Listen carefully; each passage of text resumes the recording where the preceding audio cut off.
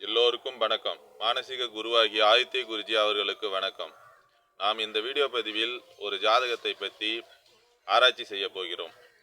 இந்த ஜாதகர் ஒரு வருட காலத்திற்கு முன்பு என்னிடம் வந்து திருமணம் எப்போது நடக்கும், திருமணம் பார்க்க ஆரம்பிக்கலாமா, பெண் பார்க்க ஆரம்பிக்கலாமா என்று கேட்டார். அதற்கு இன்னும் ஒரு வருட காலம் கழித்து இவருக்கு திருமணம் நடக்கும், ஒரு வருடம் காலம் கழித்து பெண் பார்க்க ஆரம்பியுங்கள், உங்களுக்கு எந்த விதமான தொந்தரவும் இல்லாமல் உடனே திருமணம் முடிந்துவிடும் என்று சொல்லி இவருக்கு ஜாதக பலன் சொல்லி அனுப்பினேன். அவர் அதை எந்த கிரக நிலையை வைத்து இவருடைய ஜாதகத்தில் இதுபோல திருமணம் ஒரு வருடம் காலம் கழித்து செய்யலாம் என்று சொன்னேன் என்று இந்த ஜாதகத்தில் பார்ப்போம். ஒரு ஜாதகத்தை பற்றி பார்ப்பதற்கு அந்த ஜாதகத்தில் அதனுடைய கிரக நிலையை வைத்து நாம் துல்லியமாக நம்மளுடைய குருநாதராகிய ஆதித்ய குருஜி அவர்களுடைய சுபத்துவ பாவத்துவ சூட்சம ஒலு என்ற அடிப்படையில் நாம் திருமணத்தை எந்த வயதில் நடத்தலாம் என்று நாம் சொல்லிவிடலாம். சில பேருக்கு திருமணம் வந்து ஒரு 30 வயது, 31 வயது, 35 வயது இது போலலாம் திருமணம் நடக்கிறது. ஆனால் இந்த ஜாதகத்தில் சின்ன வயதிலேயே, அதாவது 26 முடிஞ்சு 27 வயதிலேயே இவருக்கு திருமணம் கூடிவிட்டது. இப்போது இது மாதிரி நடப்பது ரொம்ப பெற்றோர்களுக்கு மிகவும் மகிழ்ச்சியாக இருக்கும். இதுபோல சிறு வயதில் திருமணம் நடந்தால் அனைத்து பெற்றோர்களும் மிகவும் மகிழ்ச்சியாக இருப்பார்கள் என்பது ஒரு சந்தோஷமான ஒரு விஷயமாகும். இந்த ஜாதகத்தை எந்த முறையில் பார்ப்போம். ஒரு ஜாதகத்தை எதன் அடிப்படையில் வந்து நம்ம அந்த கிரகநிலையில் வைத்து அந்த ஜாதகம் என்ற நல்ல நிலையில் இருக்கிறது என்பதை பற்றி இந்த ஜாதகத்தில் பார்ப்போம். அதாவது முதலில் ஒரு ஜாதகத்தை பார்த்தோம் என்றால் கோணம் என்று சொல்லக்கூடிய 1, 5, 9, அந்த 1, 5, 9 கோணம் இவர்கள் எந்த நிலைமையில் இருக்கிறார்கள் என்பதை பற்றி பார்க்க வேண்டும். முதலில் ஜாதகத்தை எடுத்தவுடன் 1, 5, 9, அதாவது லக்கணம் என்பது முதன்மையானது. இந்த லக்கணத்தை ஃபர்ஸ்ட் பார்க்க வேண்டும். லக்கணத்தில் 9ஆம் அதிபதி என்று சொல்லக்கூடிய சூரியன் வந்து அமர்ந்திருக்கிறார். லக்கணத்திலேயே புதன் திக்பலம் என்ற அமைப்பில் இருக்கிறார். இந்த லக்கணத்திற்கு 9ஆம் அதிபதி சூரியன் லக்கணத்தில் இருப்பது மிகவும் சிறப்பு. அடுத்தது புதன் திக்பலமாக இருக்கிறார். புதன் இவருக்கு எந்த நன்மையை எந்த ஆதிபத்தியத்தை வாங்கி இருக்கிறார் என்றால் 7ஆம் ஆதிபத்தியம். புதன் 7ஆம் ஆதிபத்தியத்தை வாங்கியிருக்கிறார், திக்பலமாக இருக்கிறார். அவர் 7ஆம் இடத்தை பார்க்கிறார், அது வந்து சிறப்பு. அடுத்தது 10ஆம் ஆதிபத்தியத்தை வாங்கியிருக்கிறார். அடுத்தது 7, 10 புதன். அப்ப 9ஆம் இடம் 7, 10 கேந்திர கோணத்தினுடைய அதிபதிகள் லக்கணத்தில் இருப்பது மிகவும் சிறப்பானதாகும். அடுத்தது 5ஆம் அதிபதி, 5ஆம் இடம் என்ற நிலைமையில் இருக்கிறார். நீச சனி இருப்பது குறைந்த அளவு, அதாவது பாவத்துவம் கோணத்தில் இருக்கக்கூடாது. சனி நீசமாகி அந்த இடத்தை அவர் கெடுப்பார். அந்த 5ஆம் அதிபதி 10ஆம் இடத்தில் அமர்ந்து திக்பல அமைப்பில் இருக்கிறார். 5ஆம் அதிபதி செவ்வாய் 10ஆம் இடத்தில் திக்பல அமைப்பில் இருக்கிறார். இது மிகவும் சிறப்பான விஷயமாகும். 1, 5, 9 நல்ல அமைப்பில் இருக்கிறது. அடுத்தது 1, 4, 7, 10 1ஆம் இடத்தில் சூரியனும் புதனும் நல்ல அமைப்பில் இருக்கிறார். 1ஆம் அதிபதி என்று சொல்லக்கூடிய குரு 3ஆம் இடத்தில் கேதுவோடு சேர்ந்து கேலயோகத்தில், அதாவது 3இல் மறைவது குறைந்த அளவுதான் ஒரு பாவத்துவம், அதிகமான பாவத்துவம் கிடையாது. கேதுவோடு சேர்ந்து கேல அமைப்பில் உள்ளார். அது கோடீஸ்வர யோகம் என்று சொல்வார்கள். இந்த குரு லக்னாதிபதி 3ஆம் இடத்தில் இருப்பது சிறப்பு. பௌர்ணமிக்கு அடுத்த நாள் சந்திரனுடைய அதியோகத்தில் இந்த சந்திரனுக்கு 6ஆம் இடம், 7ஆம் இடம், 8ஆம் இடம், இந்த 3 இடங்களில் லக்னத்தில் இருந்த புதனுக்கு சிறப்பு, சுக்கிரனுக்கு சிறப்பு, சந்திரனுடைய ஒளி குருவிற்கு, அதாவது ராசிக்கு 7ஆம் இடம், இது 6ஆம் இடம், 7ஆம் இடம், 8ஆம் இடம், இந்த 3 இடத்தில் சந்திர அதியோகத்தில் இருக்கக்கூடிய அந்த கிரகங்கள் அனைத்தும் சூப்பரான நிலைமையில் இருக்கும். அதனால் லக்ன அதிபதி சந்திர அதியோகத்தில் சூப்பரான நல்ல நிலைமையில் இருக்கிறார். அப்ப 4ஆம் அதிபதி குருவும் தன் வீட்டுக்கு 12இல் மறைந்தாலும் அவரும் நல்ல அமைப்பில் தான் இருக்கிறார். அது மிகவும் சிறப்பான அமைப்பாகும். அப்ப 1, 5, 9, அடுத்தது 1, 4, 7, 10 கேந்திரம். இது மிகவும் சிறப்பாக இருக்க வேண்டும். இது போல இருந்தால் அந்த ஜாதகம் நல்ல முதல் தரமையான ஜாதகம். இதற்கு தசாபுத்தி கை கொடுக்க வேண்டும். நல்ல தசாபுத்திகள் நடந்தால் இந்த 1, 5, 9, 1, 4, 7, 10 இந்த திரிகோண கேந்திர திரிகோண அமைப்புகள் நல்ல அமைப்பில் இருந்தால் தசாபுத்தி இந்த லக்னத்திற்கு யோகமான தசாபுத்திகள் வர வேண்டும். அல்லது சுபத்துவ அபயோகராக இருந்தாலும் சுபத்துவமான தசாபுத்திகள் வர வேண்டும். அப்படி இருக்கும் பொழுது ஆதிபத்திய கெடுதல், அவயோகராக இருந்தால் ஆதிபத்திய கெடுதலை கொடுத்தாலும் அந்த அந்த காரகத்துவனுடைய அடிப்படையில் அவர்கள் நமக்கு நன்மையான பலனை தருவார்கள். அதனால் பயப்பட தேவையில்லை, எல்லாம் சிறப்பாகவே இருக்கும்.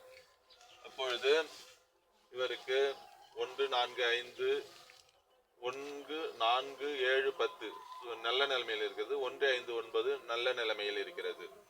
நடக்கக்கூடிய தசாபுத்தி புதன் தசை. சிறு வயதிலிருந்து புதன் தசை, 3 வயது வரைக்கும் புதன் தசை. அவயோகராக இருந்தாலும் புதன் திக்பலமாகி சந்திர அதியோகத்தில் நல்ல அமைப்பில் தான் இருக்கிறார். அடுத்தது கேது தசை. கேது தசை குருவோடு சேர்ந்து நல்ல அமைப்பில் சுபத்துவ அமைப்பில் இருக்கிறார். அடுத்தது வரக்கூடியது சுக்கிர தசை. சுக்கிர தசை 30 வயது வரைக்கும் சுக்கிர தசை.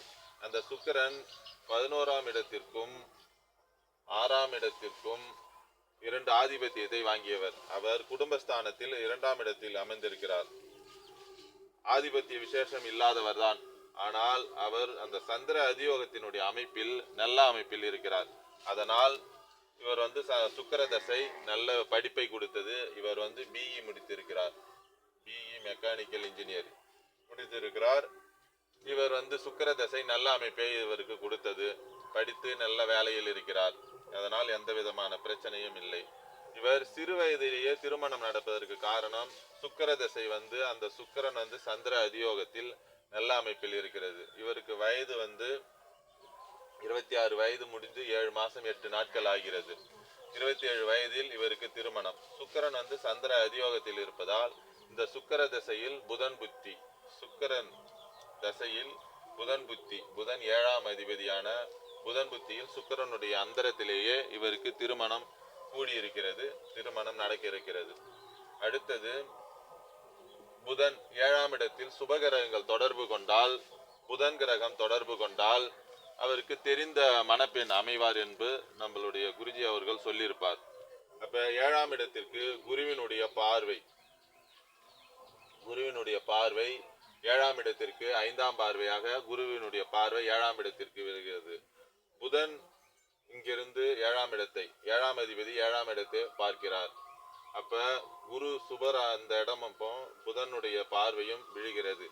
சனியினுடைய பார்வை, நீச்ச சனியினுடைய பார்வை விழுகிறது. குறைந்த அளவு பாவத்துவம் தான், அதனால் ஒன்றும் பிரச்சனை இல்லை. குருவினுடைய பார்வையும் புதனுடைய பார்வையும் 2 பார்வையும் 7ஆம் அதிபதியாகிய 7ஆம் இடத்திற்கே விழுவதால் சிறப்பாக. அதனால் இவருக்கு அத்தை பெண், அதாவது சொந்த உறவிலேயே இவருக்கு சொந்தக்கார பெண்ணை திருமணம் முடிக்க நேரிட்டது. சொந்தக்கார பெண்ணை முடிக்கிறார். இது போல ஒருவருடைய ஜாதகத்தில் கிரக நிலைகள் இந்த மாதிரி சிறப்பாக இருக்கும் பொழுது அவருக்கு கஷ்டங்கள் பெரிதாக இருக்காது. அது அனுபவிக்க வேண்டிய வயதில் என்னென்ன தேவைப்படும் வயதில் அந்த தேவையான விஷயங்கள் அனைத்துமே ஒரு ஜாதகருக்கு கிடைக்கும். அடுத்து வரக்கூடிய சுக்கிர தசை முடிந்தவுடனே அடுத்தது சூரிய திசை. சூரியன் 9ஆம் அதிபதி நல்ல அமைப்பில் தான் இருக்கிறார். 9ஆம் பாவகத்தில் ராகு அமர்ந்தாலும் குருவினுடைய பார்வையில் தான் ராகு இருக்கிறார். அப்பொழுது ராகு பெருசாக கெடுக்க மாட்டார். குருவினுடைய பார்வையில் சுபத்துவ அமைப்பில் இருக்கிறார். அப்போது 1, 5, 9 நல்ல அமைப்பில் தான் இருக்கிறது. நடக்கக்கூடிய திசைகளும் நல்ல சிறப்பான திசைகள் தான் இருக்கிறது. அதுக்கு பிறகு வரக்கூடியது சூரிய திசை, அப்புறம் சந்திர திசை, செவ்வாய் திசை. செவ்வாய் திக்பலமாகி நல்ல அமைப்பில் தான் இருக்கிறார்.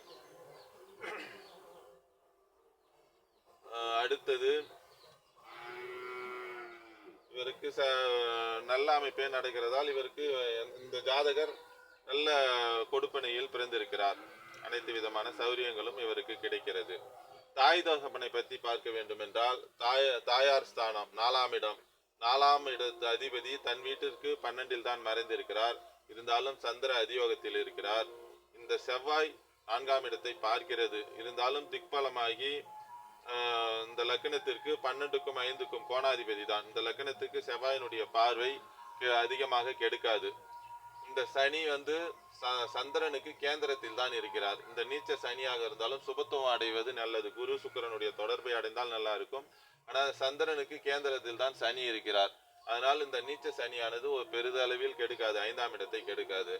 5ஆம் இடத்தில் நீச்ச சனி இருந்தாலும் சந்திரன் கேந்திரத்தில் இருப்பதாலும் குரு நல்ல அமைப்பில் இருப்பதாலும் 5ஆம் பாவக அதிபதி என்று சொல்லக்கூடிய செவ்வாய் 10ஆம் இடத்தில் திக்பலமாக இருப்பதாலும் இவருக்கு நடக்கக்கூடிய தசை வந்து சுக்கிர தசை புதன் புத்தி நடக்கிறது. புதன் புத்தியில் திருமணம் ஆகும்.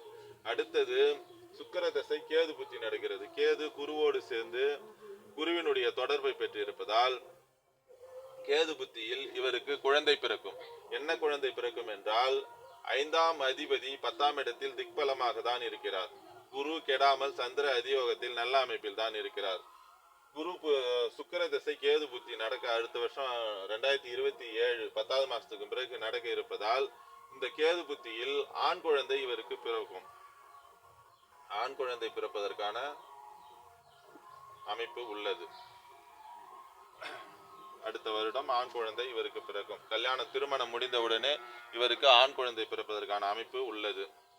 இது போல ஜாதகத்தில் அலசி பார்த்து ஒரு ஜாதகத்தை ஆராய்ச்சி செய்து நாம் வரும் வாடிக்கையாளர்கள் சுலபமான முறையில் நம்ம அவர்களுக்கு என்ன பலன் கேட்கிறாரோ அதுக்கு தகுந்த மாதிரி நம்ம சுபத்துவ பாவத்துவ சூட்சுமோலு என்ற அடிப்படையில் அந்த ஜாதகருக்கு துல்லியமாக பலன் சொல்லலாம். அடுத்தது வேலை வாய்ப்பில் தான் இருக்கிறார், நல்ல சம்பளம் வாங்குகிறார், அதெல்லாம் எந்த விதமான பிரச்சனைகளும் இல்லை. இதில் இன்னொன்று சொல்ல ஆயில்ய நட்சத்திரம். ஆயில்ய நட்சத்திரம் பெண்களுக்கு தான் ஆகாது என்று சொல்லி பஞ்சாங்கத்தில் போற்றியிருக்கிறது.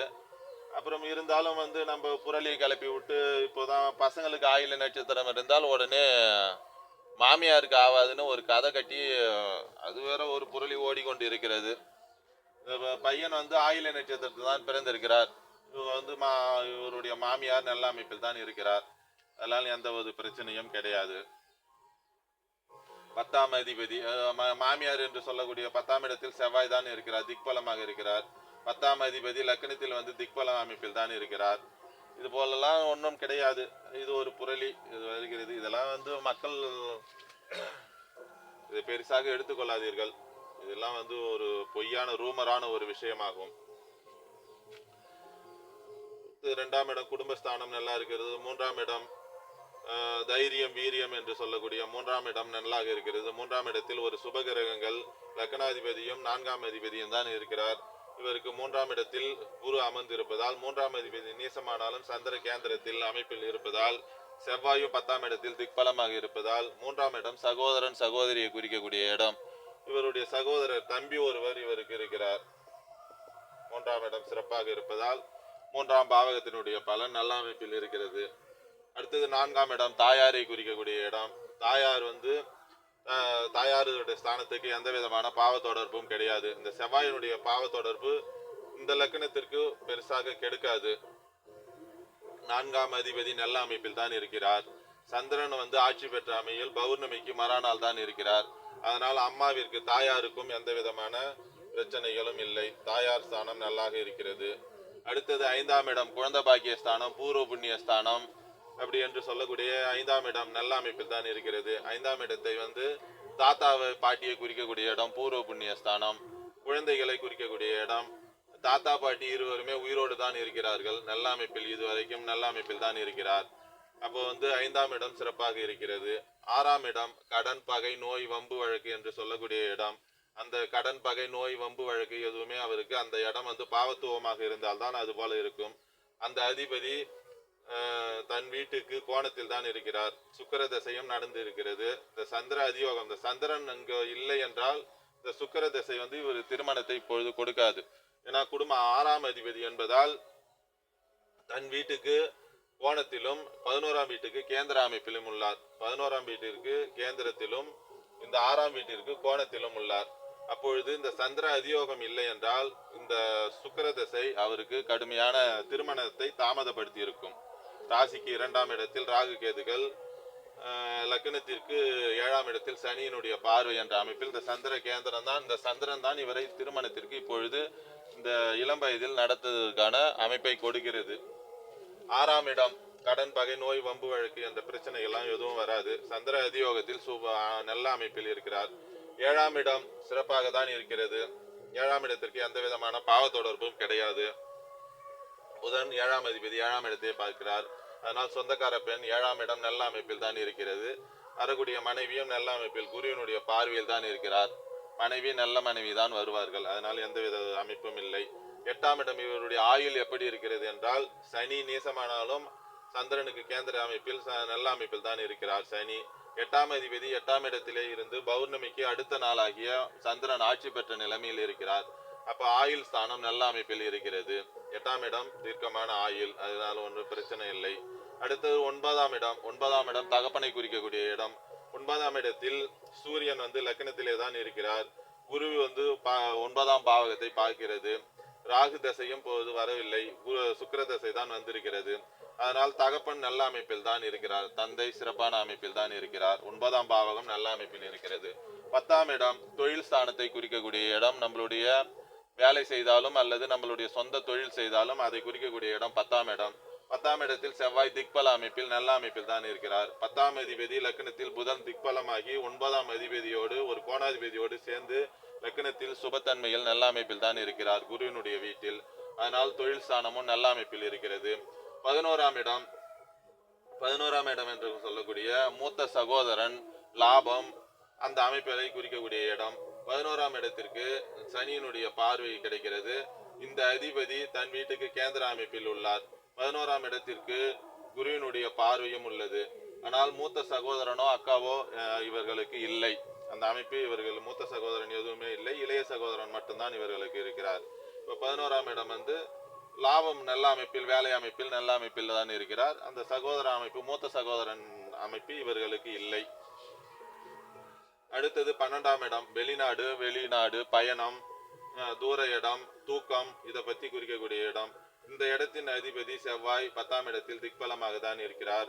12ஆம் இடம் நோய் தொந்தரவு, ஹாஸ்பிட்டல், அதை பற்றி குறிக்கக்கூடிய இடம். அந்த இடத்திற்கு எந்த விதமான பாவ தொடர்பும் எதுவும் கிடையாது. இவர் நல்ல அமைப்பில் தான் இருக்கிறார். பிரச்சனைகள் எதுவும் இல்லை. இது போல 1ல் ஆரம்பித்து 12 லக்கணம் வரை, 1 முதல் 12 லக்கணம் வரை அனைத்து விதமான பலனையும் இந்த 9 கிரகங்களை வைத்து சுபத்துவ பாவத்துவ என்ற அடிப்படையிலும் நடக்கக்கூடிய தசாபுத்தியை கணக்கு வைத்து இவர்களுக்கு துல்லியமான பலன் சொல்லிவிடலாம். இது போல ஒருவருடைய ஜாதகத்தில் என்ன கிரகங்கள் சுபத்துவமாக இருக்கிறது, பாவத்துவமாக இருக்கிறது, என்ன நடக்க இருக்கும் என்பதை பற்றி நாம் தெளிவாக கூறிவிடலாம். இந்த ஜாதகத்தில் ஏதாவது சந்தேகம் இருந்தால் கமெண்டில் கமெண்ட் செய்யுங்கள். இந்த வீடியோ பிடித்திருந்தால் லைக் பண்ணுங்கள், ஷேர் பண்ணுங்கள். இதுபோல் அனைத்து விதமான சந்தேகங்களையும் கேட்டு தெரிந்து கொள்ளலாம்.